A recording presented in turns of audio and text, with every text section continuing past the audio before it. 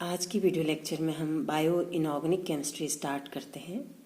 इसके लिए सबसे पहले समझना जरूरी है कि इसेंशियल एलिमेंट्स कौन से हैं। बायोलॉजिकल सिस्टम में जो इसेंशियल एलिमेंट्स होंगे, इसेंशियल एलिमेंट के लिए ये चीज़ें ज़रूरी है कि an organism can neither grow nor complete it's life cycle in the absence of that element, कि उस एलिमेंट की एब्सेंस में ना तो ऑर्गेनिज्म ग्रो हो सकता है और ना ही अपनी लाइफ साइकिल कंप्लीट कर सकता है। सेकंड है, element can not be replaced by any other element. ऐसा नहीं है कि आपको आयरन चाहिए, आयरन की जगह आप कोई दूसरा कंपाउंड, दूसरा एलिमेंट उसको रिप्लेस कर दें और वो उसका काम कर ले, तो उसको हम इसेंशियल एलिमेंट कहेंगे। थर्ड है, element is involve in metabolism of the organism, मतलब ऑर्गेनिज्म की मेटाबॉलिज्म में वो इन्वॉल्व होगा। और फोर्थ है, deficiency of the element is harmful for organism, कि किसी भी जीव के लिए, ऑर्गेनिज्म के लिए उस पर्टिकुलर एलिमेंट की डेफिशिएंसी बहुत ही, किसी भी फॉर्म में हो, वो एलिमेंट की डेफिशिएंसी हार्मफुल होगी। इसेंशियल एलिमेंट्स को हम दो कैटेगरी में डिवाइड कर सकते हैं, मैक्रोन्यूट्रिएंट एंड माइक्रोन्यूट्रिएंट।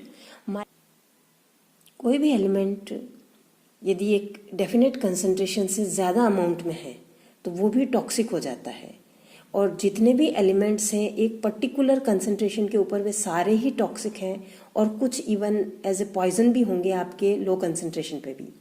जैसे कॉपर एक बहुत ही आइडियल एग्जांपल है। कॉपर एक नेसेसरी एलिमेंट है सभी ऑर्गेनिज्म में, लेकिन जैसे इसकी कंसंट्रेशन थोड़ी सी ज़्यादा हुई ये हाईली टॉक्सिक हो जाएगा, और इसलिए हम इसको फंजीसाइड या एल्जीसाइड के रूप में भी काम में लेते हैं। बायोलॉजिकल सिस्टम में जो 30 एलिमेंट्स हैं टोटल नोन है, जो कि लाइफ के लिए बहुत ही इसेंशियल है। 17 उनमें मेटल है, और इन 17 में से भी जो 7 हैं वो सारे ही लाइफ सिस्टम के लिए बहुत ही ज़रूरी हैं।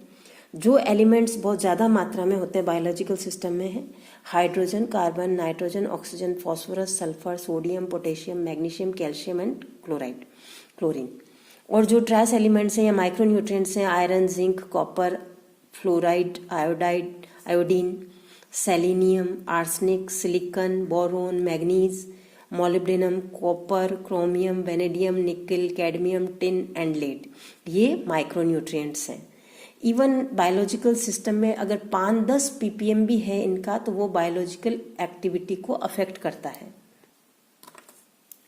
कुछ प्रोटीन्स में इन एलिमेंट्स की बहुत ही ज़्यादा इसेंशियल होते हैं, और इस तरह के कई मेटलोप्रोटीन्स नोन हैं। जैसे आयरन जो है हीमोग्लोबिन, मायोग्लोबिन और साइटोक्रोम में इसेंशियल है प्रेजेंट होना।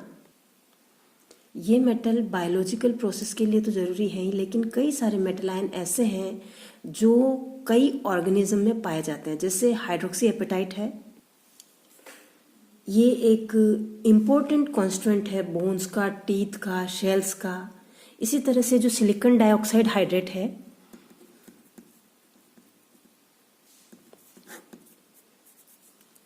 ये जो छोटे डायटम्स होते हैं उनके सेल वॉल में, जो समुद्र के अंदर प्रेजेंट होते हैं उनके सेल वॉल के अंदर प्रेजेंट होता है।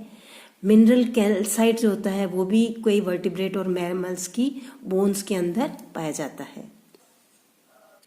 बायोलॉजिकल सिस्टम में जो मेटलोपोरफायरिन कंपाउंड्स हैं, बहुत ही इंपॉर्टेंट क्लास है कंपाउंड्स की।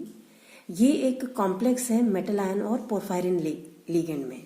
पोरफायरिन लिगेंड ये है आपका, इसमें 4 पायरोल सिस्टम है, और ये कॉन्जुगेटेड डबल बॉन्ड से आपस में जुड़े हुए हैं। इनकी ये जो पेरीफ्री है, यहाँ पर कई सारे ग्रुप्स अटैच्ड हो सकते हैं, अलग अलग कंपाउंड में अलग अलग तरीके के होते हैं।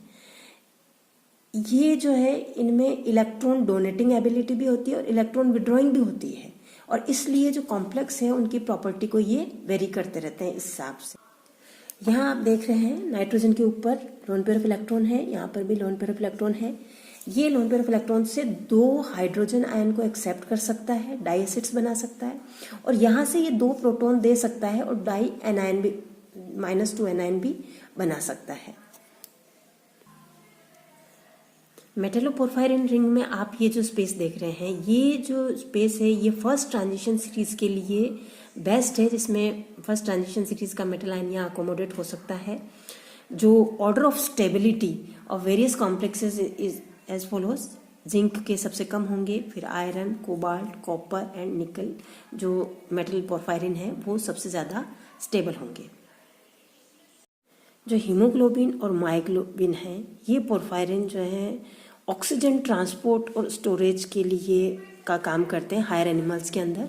हीमोग्लोबिन जो होता है ऑक्सीजन को ट्रांसपोर्ट करता है फ्रॉम इट्स सोर्स कौन से होते हैं ऑक्सीजन के, लंग्स है, गिल्स है, स्किन है, to the site of inside the muscle cell के अंदर तक ट्रांसपोर्ट करता है और वहाँ पर ऑक्सीजन मायोग्लोबिन में ट्रांसफ़र हो जाती है और फिर स्टोरेज हो जाती है। जब भी काम में आता है मेटाबॉलिक एक्शन तो आपके वहाँ से यूज़ में आ जाती है। अब हम लेते हैं iron in biological system. Iron जो होता है वो हर लाइफ फॉर्म के अंदर प्रेजेंट है, बैक्टीरिया से लेके ह्यूमन बीइंग तक। ये एक्टिव सेंटर है मॉलिक्यूल्स का जो कि ऑक्सीजन ट्रांसपोर्ट और इलेक्ट्रॉन ट्रांसपोर्ट के लिए रिस्पॉन्सिबल है। कई सारे मेटलो एंजाइम जो होते हैं नाइट्रोजिनेज, ऑक्सीडेजेज, हाइड्रोजिनेज और रिडक्टेज जो है इनके अंदर प्रेजेंट होता है मेटलो एंजाइम्स के अंदर। आयरन की जो एक प्रॉपर्टी होती है कि इसकी ऑक्सीडेशन स्टेट आराम से एक दूसरे में इंटरकन्वर्ट हो जाती है, +2 +3 में वापस +2 में, और इसी प्रॉपर्टी के कारण नेचर ने आयरन को सेलेक्ट किया है कई सारे लाइफ प्रोसेसेस के लिए। अब हम लेते हैं iron storage and transport. Ferritin की बात करते हैं।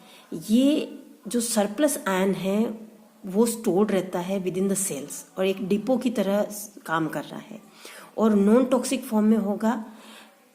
नॉन मतलब जिससे कि आयरन जब भी यूजेबल फॉर्म में चाहिए आपको तब वो रिलीज हो जाएगा, या तो विद इन द सेल होगा या other cell of the organism में हो सकता है। फेरिटीन जो है वो एक प्रोटीन का शेल है जो फेरिक हाइड्रोक्सी फॉस्फेट से सराउंडेड होगा और इसके अंदर जो फेरिक आयंस हैं वो हाई स्पिन फॉर्म में प्रेजेंट होते हैं। नेक्स्ट लेते हैं हम ट्रांसफेरिन। ट्रांसफेरिन जो होता है, जो बॉडी के अंदर हमने आयरन लिया है, स्टमक में गया सबसे पहले, स्टमक से इसको आयरन मेटाबॉलिक प्रोसेस में किस तरह से इंट्रोड्यूस करना है। जैसे ही आयरन स्टमक में जहाँ पर कि पीएच एसिडिक है, जैसे ही ब्लड में पास होता है वहाँ पीएच है आपका बेसिक हल्का अल्कलाइन होगा, 7.4 के करीब पीएच होगा ब्लड का। तो ये आयरन जो होता है वो +3 में ऑक्सीडाइज हो जाता है और जैसे ये आयरन +3 में ऑक्सीडाइज होता है जो ट्रांसफेरिन मॉलिक्यूल है उसके साथ में बाइंड हो जाता है। ट्रांसफेरिन प्रोटीन्स होते हैं जिसके अंदर 2 मेटल बाइंडिंग साइट्स होगी, लेकिन ये थोड़ी सी डिफरेंट होती है इनकी बाइंडिंग अफिनिटी में। ये साइट जो होती है वो आयरन को बाइंड कर लेती है और फिर उसके बाद में ये सेल वॉल से बाउंड हो जाएगा ट्रांसफेरिन, और फिर जो आपका रेड सेल होता है, red blood cell, immature red blood cell जिसको कि आयरन की ज़रूरत है वहाँ पर चला जाएगा। इस तरह से आयरन ट्रांसफ़र होगा इस मैकेनिज्म से, जिसमें आयरन स्टमक से किस तरह से सेल मेम्ब्रेन तक पहुँचेगा। नेक्स्ट वीडियो में हम देखेंगे कि किस तरह से हीमोग्लोबिन और मायोग्लोबिन ऑक्सीजन ट्रांसपोर्ट और ऑक्सीजन स्टोरेज में हेल्पफुल हैं बॉडी के अंदर। Thank you.